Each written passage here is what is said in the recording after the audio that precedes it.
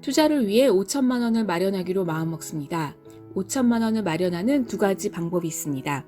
방법은 아주 단순합니다. 여러분께서는 어떤 방법을 선택하시겠습니까? 첫 번째 방법은 월 100만 원씩 48개월, 약 4년을 모으는 것입니다. 그리고 두 번째 방법은 대출 5천만 원을 받아 마련하는 것입니다. 첫 번째 방법은 월 100만 원씩 저축해서 48개월, 약 4년 뒤에 5천만 원이 마련이 됩니다. 월 5천만 원을 만들려면 5년이란 시간이 걸리게 됩니다. 두 번째 방법은 5천만 원을 연 2.5%로 대출을 받게 됩니다. 이 방법은 월 10만 4천 원 정도의 이자가 매월 발생하지만 지금 당장 만들 수 있는 장점이 있습니다. 여러분께서는 어떤 방법을 선택하셨나요? 이번의 방법인 대출을 활용한다면 월 10만 원으로 5년의 시간을 앞당겨 쓸 수 있는 방법이 되기도 합니다. 월 10만 원으로 5년의 시간을 앞당겨 쓰느냐, 아님 안정적으로 5년을 기다리느냐입니다. 분명 지금의 5천만 원과 5년 후의 5천만 원은 같은 금액이 아니라는 것을 우리는 이제 직감적으로 알고 있습니다. 5년 뒤에 있을 물가 상승, 집가, 인건비 상승 등을 반영한다면 화폐 가치가 하락한다는 것을 말입니다. 보험회사의 수익 구조가 그러합니다. 우리가 매월 10만 원씩 불입한다면 30년 뒤에는 원금이 3,600만 원이 됩니다. 보험회사에서 보험 혜택을 주면서 심지어는 만기 후에 원금까지 돌려준다고 하는 상품도 있습니다. 그렇다면 보험회사는 어떤 수익 구조를 가지고 있는 것일까요? 보험회사는 현재의 화폐로 받아내고 후에 실제 가치가 떨어질 화폐로 지불을 약속하는 비즈니스입니다. 현재 3,600만 원과 30년 뒤에 3,600만 원, 그 괴리 속에 수익이 발생하는 구조입니다. 정말 놀라운 수익 구조 아닌가요? 제가 경매를 막 시작하려고 했을 때 종잣돈이 한 푼도 없었습니다. 왜냐하면 기존에 받아놓은 주택담보대출액이 좀 부담스러워서 그 당시에는 대출 갚기에 급급했었기 때문입니다. 그래서 아이들 이름 앞으로 모아두었던 아이 통장과 보험 일부를 해지하여 3천만 원을 바로 당장 만들어 투자를 시작했다고 예전 영상에서도 말씀드린 적이 있습니다. 그 당시에 3천만 원을 모으기 위해서 월 100만 원씩 모았다면 2년 6개월 후에야 경매를 시작할 수 있었다는 이야기입니다. 그랬다면 어땠을지 지금 생각해보니 좋은 선택이었다라는 생각이 들기도 합니다. 돈을 모으는 동안 시간도 없어진다는 사실을 깨달아야 합니다.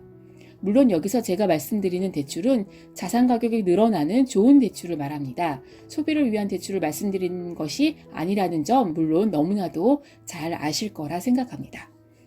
대출을 바라보는 관점을 바꾸는 순간 10년 뒤 우리의 부는 달라져 있을 것입니다. 대출을 바라보는 관점에 따라 부의 격차가 현격히 벌어져 있을 것입니다. 저는 부동산 하락기에 70% 대출을 받아 집을 샀습니다. 대출을 받지 못했다면 언감생신 집 마련은 꿈도 못 꿀 일이었습니다. 부동산 투자를 잘했다고 말씀드리는 것이 아니라 레버리지를 활용해서 자산을 더 크게 늘려갔다는 말씀을 드리는 것입니다. 부동산 투자를 하면서 자산이 늘면 늘수록 대출에 대한 생각도 확고해지는 것을 느낍니다. 레버리지를 최대한 잘 활용할 줄 아는 사람만이 현 자본주의에서 생존할 수 있습니다. 열심히 벌어서 빚을 갚는 부자 혹시 주위에서 보셨나요? 얼마 전에 몇백억 부자를 만나게 되었습니다. 그분은 한 달 현금 흐름만 해도 무려 최소 10억 원 되었습니다. 최소로 말입니다. 현금 흐름이 넉넉하니 좋겠다라는 생각이 들었는데 그럼에도 불구하고 대출을 조금이라도 더 받기 위해서 노력하는 모습을 보고 잠시 좀 놀랬던 적이 있습니다. 부자들은 좋은 대출을 두려워하지 않습니다. 부자들은 좋은 대출을 갚지 않습니다. 대출은 갚는 것이 아니라 대출을 충분히 활용하여 이득을 취하고 자산을 팔 때 다른 사람에게 대출금도 함께 넘깁니다. 단 그들은 대출을 어떻게 활용하는지에 대해서 고민하고 공부하고 투자합니다. 그것이 사업이든 부동산이든 자기개발이든 말입니다.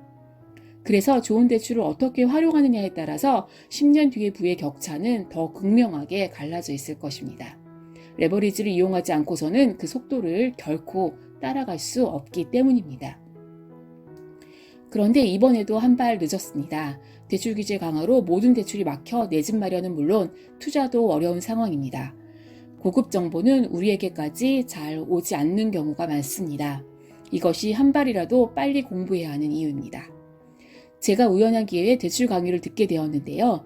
대출 전문가이면서 투자자이셔서 그 내용이 더욱더 와닿았고 여러분과 함께 공유하면 꼭 필요한 좋은 정보가 될 것 같아서 제가 그분께 대출 특강을 의뢰드렸습니다. 대출을 더 받을 수 있는 방법은 없을까? 나는 무소득자니까, 나는 다주택자니까, 나는 주담대가 있으니까 더 이상 대출이 나오지 않는다라고 생각하신 분들이라면 들어보셔도 좋을 것 같습니다.